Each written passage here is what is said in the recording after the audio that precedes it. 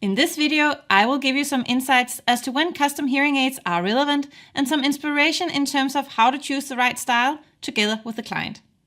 There are of course cosmetic reasons for why a client would want a custom style, but what are the more clinical reasons?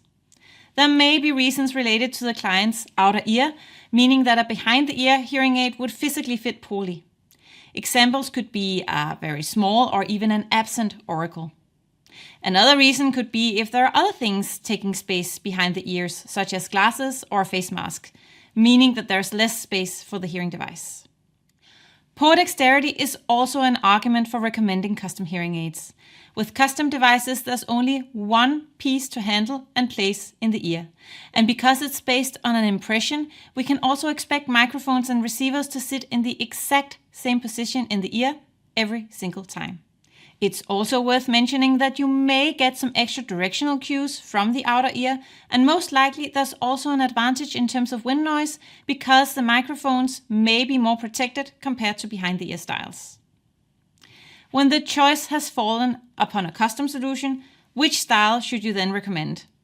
It is foundational to know why the user wants a custom solution, what drives this decision. This way you get a better idea of their motivation, and this will help direct the conversation.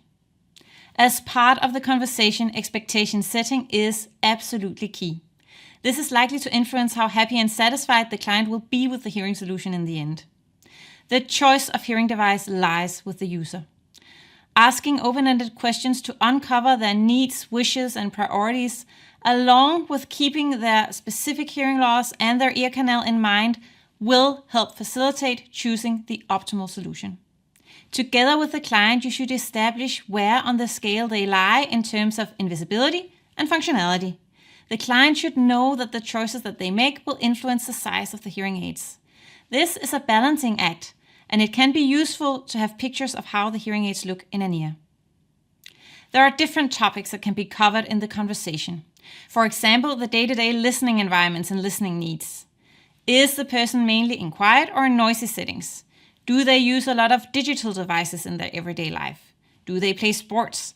For example, if the person oftentimes find themselves in complex listening conditions, it may make sense to go for an ITC due to the signal processing opportunities that two microphones offer, but also the NFMI that ensures binaural communication.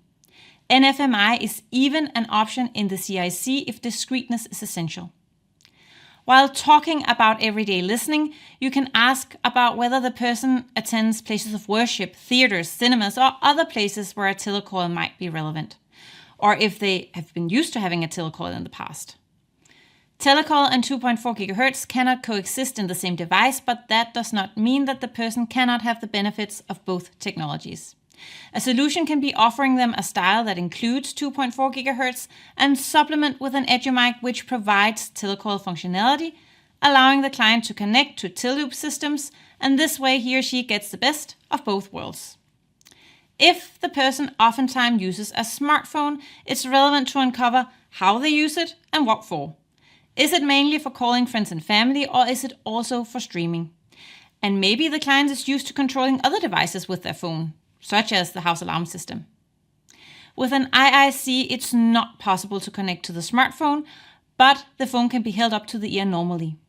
However, if the person is used to using Bluetooth devices and would like to use the hearing aids with their phone, a style with 2.4 GHz is something to consider. This will give them both the opportunity for direct streaming, but also control the hearing aids via the hearing aid app. And then there's the TV. The hearing aids will, of course, amplify sound from the TV, but if the person has trouble hearing the TV with his or her current hearing aids, or if they've been used to having a TV solution with their current hearing aids, a 2.4 GHz device is a sensible choice. This way, the hearing aids can be paired with a TV adapter, which will transmit the TV sound directly to the hearing aids and remove interference from noise and reverberation.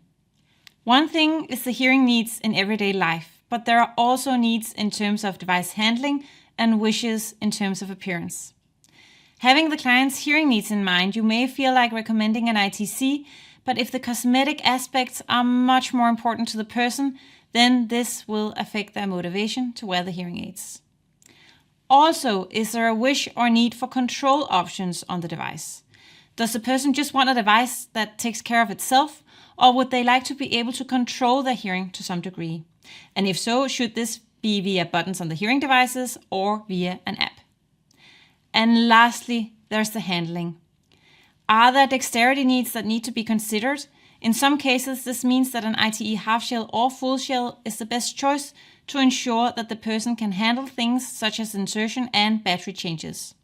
In cases where dexterity is a challenge, there are different options for example, a raised push button or raised volume wheel that can be selected on the order form.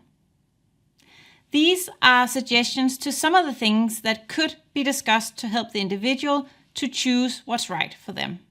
The goal is, of course, to find the optimal solution, balancing the person's wish for discreetness with what they want to be able to do. Many users may want an invisible device with all feature options, and counseling is important to help them strike the right balance.